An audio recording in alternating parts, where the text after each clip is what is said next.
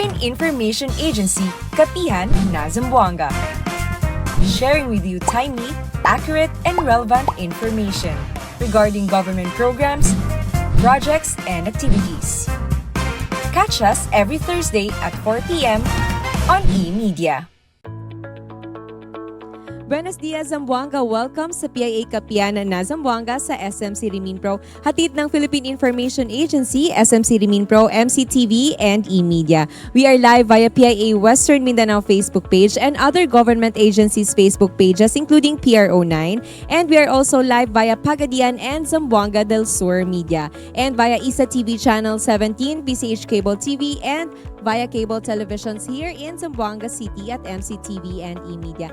Ang Kapihan na Zamboanga po will discuss important topics that will help you make more informed decisions wherever you are. I want to greet po muna yung ating mga Barangay Information Officers Network all over Zampen. Welcome po sa ating programa and thank you always for supporting our program and tuning in. Hopefully marami po tayong matutunan ngayon sa ating topic for the day. And we are going to talk about strengthening of the reintegration program and support for the OFWs, especially with the ongoing crisis po and tension ngayon sa Middle East. We are very happy to have with us po ang mismong Regional Director po ng Department of Migrant Workers in Region 9. Let's welcome Miss Gay Iris Tan Sanchez ng Calagan. Welcome po. Good day, Miss Myra, and sa ating mga televiewers.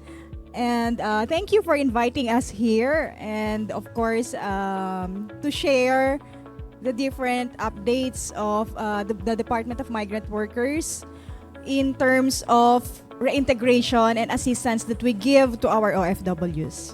Okay. So first of all po muna, Director Gay, we would like to know muna yung ating accomplishment po ng DMW. The last time you nag-guest ka ata like way back 2024? Yes, matagal-tagal na po. So we would like to know yung accomplishment po ng DMW in Zamboanga Peninsula over the past year, yung 2025, particularly po yung ating mga assisting or assistants sa OFWs and their families. Yes, with the growing number of employees that we have here in Department of Migrant Workers Region 9, we were able to come up with various MOA signing with local government units around Region 9, including Basilan, Sulu, and Tawi-Tawi as well. And MOA signing as well with different agencies to come up with the whole of government approach in giving services to our OFWs, and then the establishment of OFW help desks in different local government units, even in barangays. And Miss Myra, we already finished our construction of the OFW Lounge. It is the first here in Mindanao. So it is located in Zamboanga International Airport. And soon as we will be inaugurating our OFW Lounge as well. So we supervised, for 2025, we supervised 35 job fairs. This is under employment generation. And we came up with 179 applicants qualified for placement under government-to-government hiring for Japan, Taiwan, Croatia, Germany, Kingdom of Saudi Arabia, and South Korea. So also we have 91 sessions with more than 5,000 beneficiaries or to be OFWs who attended the pre-employment orientation seminar for those who are interested to go outside. And we also provided legal assistance to 318 returning OFWs here. We partner with the Integrated Bar of the Philippines. So we have lawyers who are willing to serve pro bono, to give legal assistance to our OFWs. And we also resolved 18,253 tickets. These are requests for assistance of our OFWs, not only in Middle East, but around the world. And we also conducted 79 sessions to 7,663 participants in anti-illegal recruitment and trafficking in persons. And we have a 100% disposition rate in terms of alternative dispute resolution. These are on cases as well. And on repatriation assistance, we were able to assist more than 8,000 OFWs who requested for repatriation with various reasons. And in terms of financial assistance to distressed OFWs, we were able to release almost 28 million to 500 plus beneficiaries. So all that po, year 2025 lang? Yes, or this is including for the year first- 2025. Okay. So ang dami po, no? O totally po, do we have number of OFWs or families that we assisted? More or less, nasa 17,000 plus po tayo na OFWs and their families assisted. And ngayon pa nga lang, nung pumasok ang first quarter of the year, medyo tataas pa ito because of the Middle East crisis that we have. What are Yes. the most common po na concerns or cases you handled from OFWs coming from our region? Yes.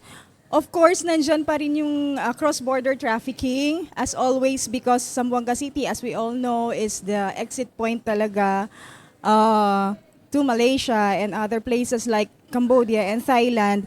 So isa yan, the backdoor route. And then second is yung illegal recruitment modus na ongoing pa, but still we have our task force with us who are willing to help naman. Actually, kanina lang we have a group na naman na nag-aantabay.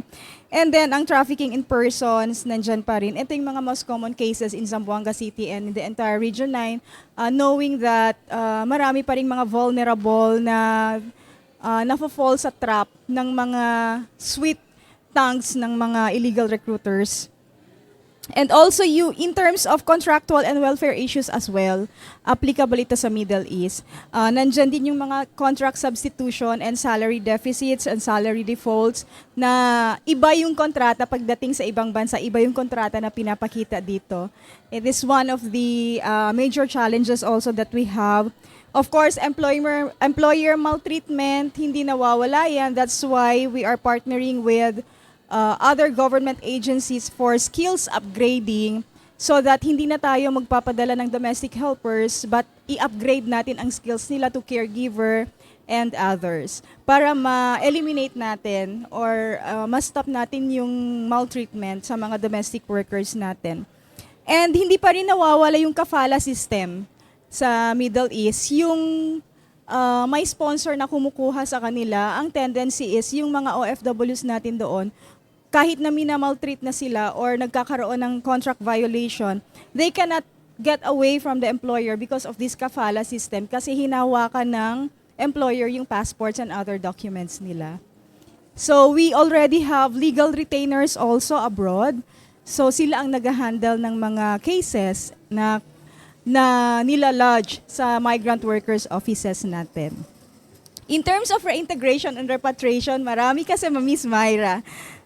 Of course, yung skills mismatch na pagdating dito sa Pilipinas, mataas na yung skills, elevating our OFWs to a high-paying job na hindi natin mamimit yon with the basic minimum wage that we have now.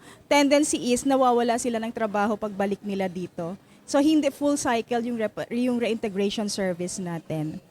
Another one is, of course, financial literacy. Hindi natin maiwasan na pagbalik nila dito wala pa ring savings.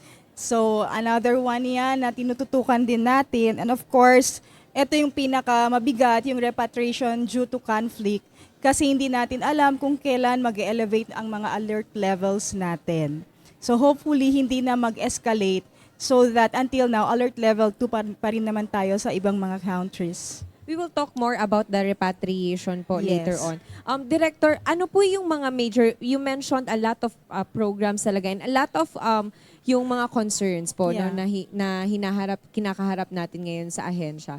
What are the major programs po that you currently being implemented po sa DMW that directly benefits talaga the OFW? Yes, as of now, of course, nandyan pa rin yung government-to-government hiring natin. This is a disadvantage to our those would-be OFWs, no? Na yung government na mismo, ang host country government, ang nagre-reach out sa atin, nagbibigay din sa government natin ng mga job orders nila. And DMW is the one facilitating the interview, the recruitment, and selection process.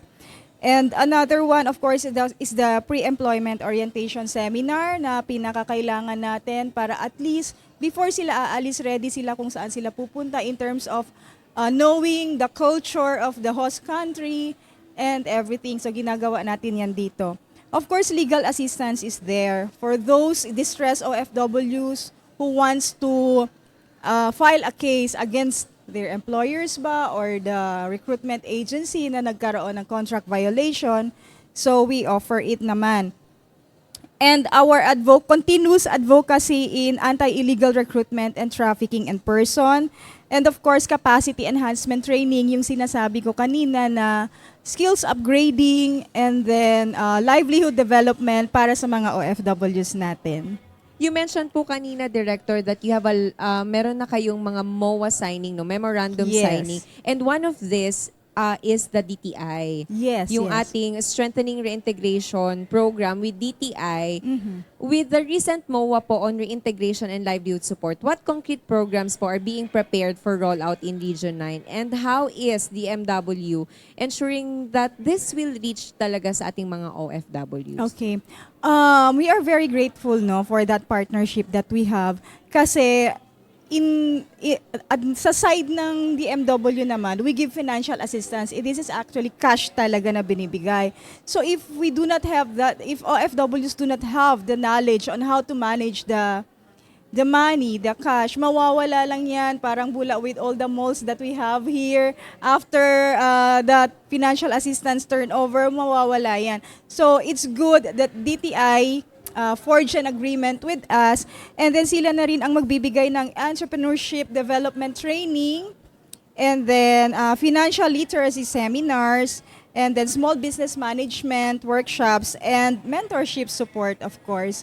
Yun na nga, after, like for example, sa livelihood program namin ng mga OFWs reintegration, after our payout, ang ginagawa is nire-refer agad sa DTI para meron silang, kumbaga, follow-through na agad and nagbi-business planning na agad sila. And we are actually looking into TESDA as well during that time na nandun pa ang mga OFWs. Yes, ipapakita na yung mga skills training doon so that they will have a dozen of opportunities kung ano yung magagawa nila sa pera na na-receive nila.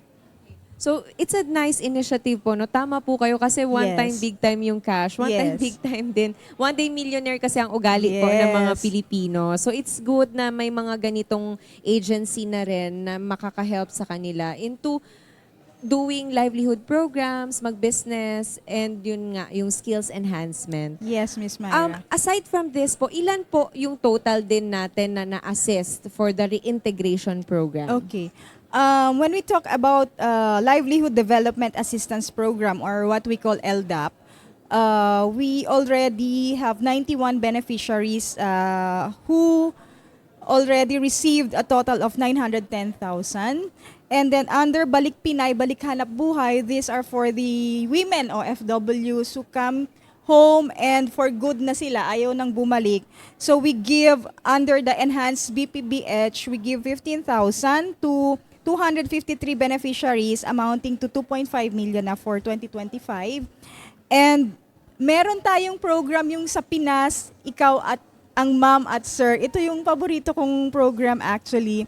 Yung mga teachers na pumunta sa ibang bansa, tapos hindi naman teachers ang ang trabaho nila doon, pero professional teachers sila. Pagbalik nila dito, we partner with DepEd. We give regular item positions, no? And then we also give a starting capital of 20,000 para at least makabili sila ng mga like laptops, chalks, or ano ba yung kailangan nila. So, we have already 143 plantilla items around Region 9 para sa mga teachers na to. And we also released a total amount of 2.8 million to the moms and sirs na nandito na sa Pilipinas. At least yung mga skills nila, yung mga knowledge nila, dito nila gagamitin as teachers. Hindi na sila magiging domestic helpers, sales ladies sa labas. And then, in terms of financial awareness seminar and small business management training, meron ng 1,099 participants who benefited from this training as well. And of course, yung action fund natin, ang pinakamalaki naman. For action fund kasi, For 2026 po ito or 2025? 2025, ongoing kasi yung action fund natin kasi continuing ang funds nito. 27,996,000. Although, medyo malungkot tayo, no? Kasi when we talk about action fund, we only give action fund to those distressed OFWs. The higher the number of distress, the amount, ganun karami ang distress sa isang lugar. And we do not want to happen kasi when we talk about distress, OFWs who are sick, and yung human remains na lang dumadating dito, it's a negative impact kasi. So, the lower, the better when it comes to action fund. So, yun, Miss Myra. Are there any more new enhanced programs po, such as yung ating mga digital services or welfare monitoring platforms that Yeah. for OFW? Yes. The latest now is the OFW Pass, the e-travel pass. This actually, yung dating OEC na Overseas Exit Clearance, ngayon, ipinasok na ito sa eGov app natin. So, meron na talaga siyang OFW Travel Pass. And i-follow lang nila doon, ida-download lang nila yung mga papers. Agad-agad, makikita na nila. So, hindi na nila kailangan pumunta sa office namin. Online na, makikita na. And then, ibibigay lang nila yun sa immigration and sa mga airlines. Very convenient. Yes. na sa ating Parang mga OFW. kagaya na nagda-travel tayo, di ba? eGov app. Yes, So e-travel. sila, e-travel. So meron na din doon OFW Travel Pass.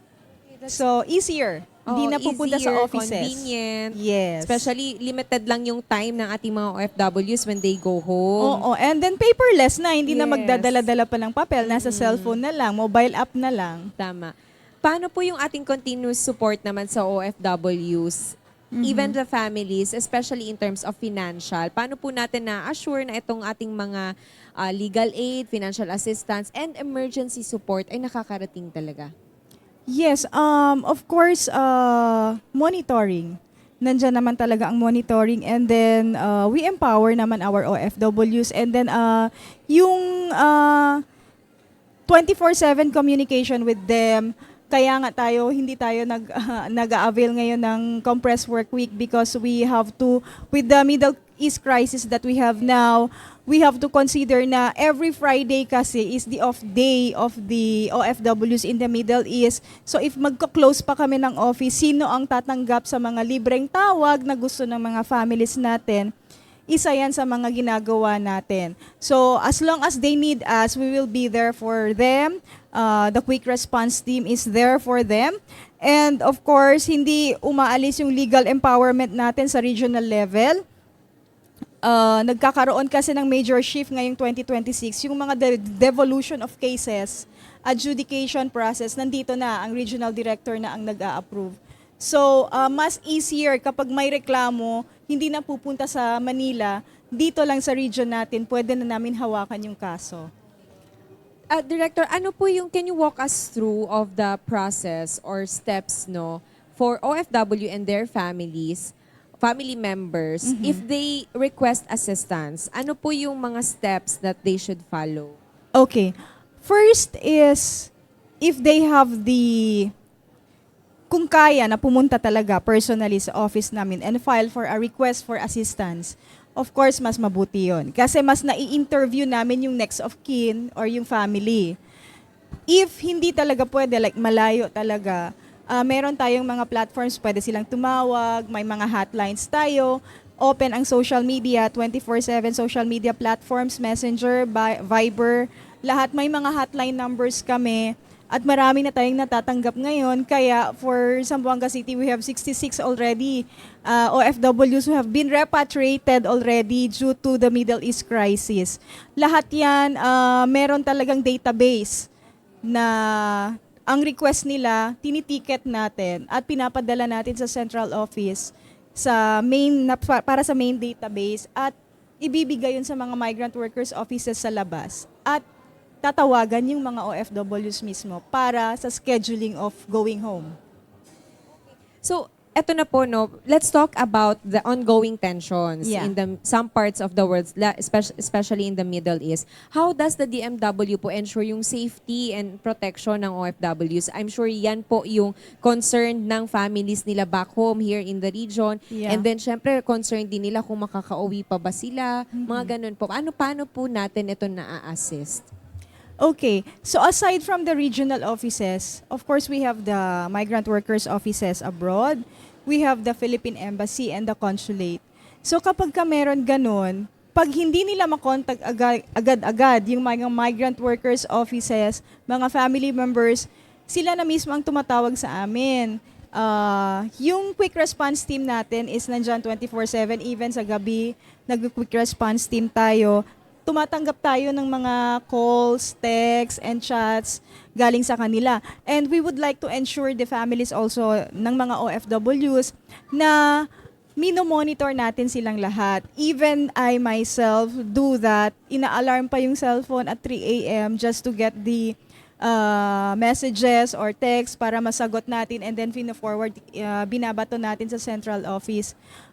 Continuous monitoring lang talaga kung ano ang nangyayari, and continuous monitoring on the alert levels, and we have to ensure the families here that they are safe and wala namang nangyayari. On day 1 pa lang ng crisis, I am constantly reminding our OFWs not to post pictures and videos of the interceptions because there are limitations in the host countries na bawal yun. At pwede silang ma-penalize, pwede silang makulong kapag kumukuha sila ng videos and mabuti naman na for Zamboanga City and Region 9, cooperative ang mga OFWs natin. They converse sa social media sa mga post natin, and sinasabi nila hindi nila ginagawa yun. Tinitingnan lang nila at ine-enjoy lang nila yung mga showdown ng mga missiles. Pero tama po ba na 66 na yung na-repatriate Yes. from the tension? Yes, for Region 9, we have 66 na repatriate. Nandito na sila actually. Yung iba pumunta na sa office, we gave them psychosocial counseling, kinuha na rin natin, pre-profile na natin for possible financial assistance, especially for those na ayaw nang bumalik. So, meron ding pumupunta dito sa atin, nag-request repatriation, but end contract sila. However, they want to go back after 1 to 2 months. Then we have to coordinate with the recruitment agency, with the employer, kung ano ang arrangement. Yes, kasi meron din, ang employer mismo ang nagsasabi na, okay, 2 months ka lang magbakasyon, after that, babalik ka na dito. So, walang problema yon. But yung full repatriation, reintegration, comes with those OFWs na ayaw nang bumalik. So, doon tayo nagpo-focus. Okay. So ano po yung process? What is the process for repatriation or evacuation? And how does the government prioritize po yung mga OFWs Yes. na ma-assist first? Which OFWs po ba yung i-assist natin? Sinong mauuna?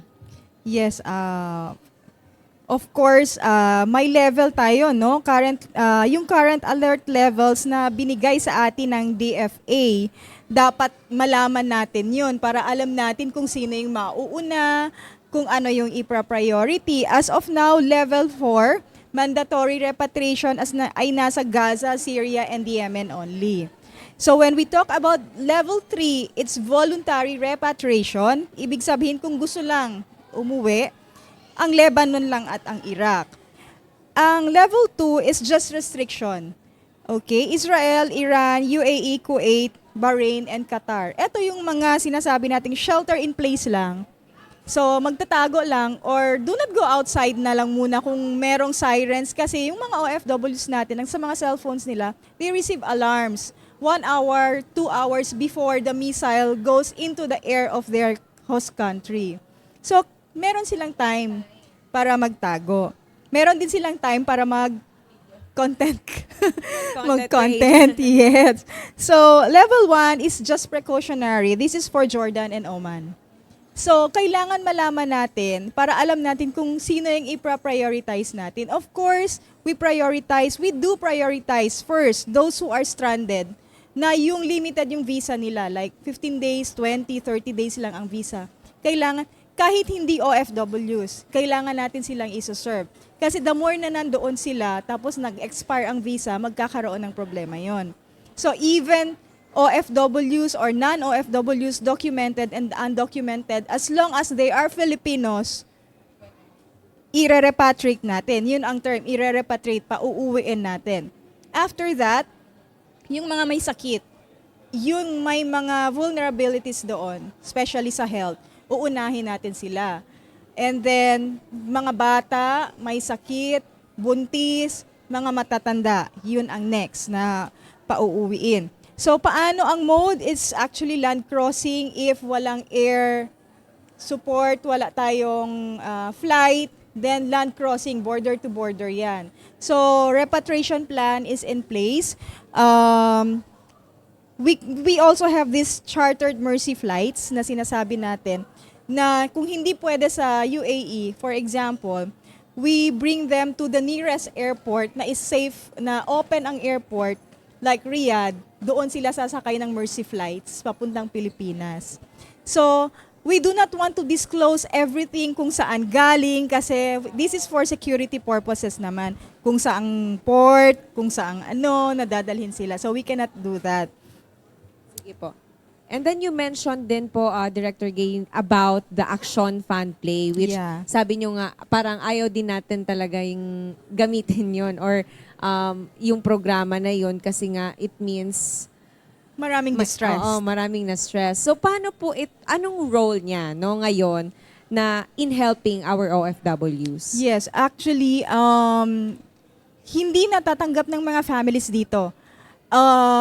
Ang mga OFWs mismo doon ang nakakatanggap ng Action Fund. But however, kapag dumadating yung mga OFWs dito, upon arrival nila sa NAIA, tanggap agad yung Quick Action Fund na 10,000 pesos. This is for their immediate expenses. But however, kapag pumupunta na sila sa mga regions, ita-turn over sa amin and then i-assess namin if distress, kasi merong certification from Migrant Workers Office, it's automatic 50,000. Yes, pag distress. So we are ready with that and we are waiting for the downloading of funds kasi meron na tayong mga distress OFWs na umuuwi. Okay, so that's good to hear po na may ganun din na program for them, especially na galing nga sila sa mga tension na countries. Yeah. And then eto lastly na lang po, Director Gay, for families here in the region, in Zamboanga Peninsula, who may be worried about their loved ones abroad. Kasama na po ako doon kasi my sister is also in Qatar. So medyo may worries din kami sa family. The same tayo, namin. my son is in Dubai. So yun yung mga fear. So what assurance po ng DMW, what you can give sa ating that systems are in place? Kanina na-mention nyo naman yung mga in place na mga programa natin to support and bring them home safety if needed. Yes.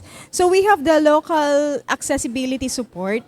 So Region 9, hindi na kailangan tumawag pa sila sa central office. Dito lang sa Region 9, meron na tayong mga hotlines, meron na tayong mga numbers, may mga social media na merong mga tao na nakaupo dyan para to get their messages.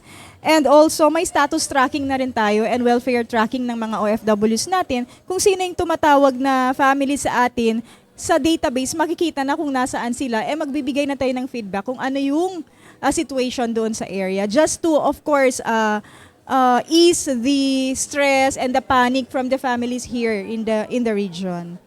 So, yun, and of course, documentation assistance natin, if nawala yung passport ng OFW, hindi makauwi, anong gagawin, nakuha ng employer yung passport, we give travel documents right there and then in Migrant Workers Office para makauwi na sila. Hindi na kailangan na antayin pa ng matagal para makuha nila yung passport nila. Thank you very much po. And that's good to hear po na nakabigay tayo ng assurance sa ating mga family members and even sa ating mga OFWs po na nakikinig sa ating program. With that po, any closing message po sa lahat po ng ating mga OFWs, mga ating manggagawa na nasa abroad at sa kanilang mga pamilya rin po nandito sa region. Yes. To all our OFWs, especially here in Region 9, Zamboanga, Basilan, Sulu, Tawi-Tawi, Pagadian, Dipolog, and everywhere or else Sibugay, the DMW remains steadfast in their commitment, in our commitment, under the lead of Secretary Hans Leo J. Kakdak, to serve you and to serve the families of our OFWs. We are on top of the situation. Do not worry, at nandito lang kami to monitor everything, and we hope and pray that this crisis will end too soon, kasi hindi lang OFWs ang affected. Everyone now is affected, even in our region. So, we are here to protect, empower, and bring our heroes back home if kailangan talaga. Maraming salamat. Thank you very much po. It is my pleasure po to have you with us sa ating program. Once again Anytime, Miss Myra. Thank you very much. Once again po, ang ating guest for today, we have the Regional Director of Department of Migrant Workers here in Region 9, Director Gay Iris San Sanchez Tangkalagan. Thank you so much. Thank you very much. And of course, salamat din po sa buong team din ng Department of Migrant Workers. No? Yes. Thank you. And constant partner talaga namin din si DMW, and very active pagbigay ng information. Of course. Yes, thank you very much. And thank you sa lahat po ng ating mga viewers ngayong araw, sa ating mga radio listeners also. Thank you very much po sa pagtutok sa ating programang Kapihan na Zamboanga. With that po, magkikita pa tayo sa ating mga susunod pang episodes ng Kapihan na Zamboanga sa SM City Minpro. Thank you to the following sponsors. We have Dunkin, Karimadon, Camiseta, and Penguin, all available here at SM City Minpro. Kita-kits po tayo sa ating next episode pa ng ating programa, sa ngalan pong muli ng PIA Director General Catherine Toy de Castro and PIA Region 9 OIC Jocelyn Alvarez. Ito po si Myra Espinosa. Muchísimas gracias. Mas pinadali na ang government transactions sa tulong ng eGov.ph Super App. Pwedeng-pwede mo nang magawa ang lahat ng ito. I-download ang eGov app sa iyong smartphone o tablet mula sa App Store o Google Play Store. Pagkatapos, ilagay ang iyong mobile number at i-authenticate gamit ang one-time PIN o OTP para marehistro ang iyong account. Saka ilagay ang iyong mga pangunahing impormasyon at kumpletuhin ang facial recognition technology para sa verifikasyon ng iyong pagkakakilanlan. Para sa mas mabilis at mas maayos na serbisyong panggobyerno, gamitin na ang eGov.ph Super App. Philippine Information Agency, Kapihan na Zamboanga. Sharing with you timely, accurate, and relevant information regarding government programs, projects, and activities. Catch us every Thursday at 4 p.m. on eMedia.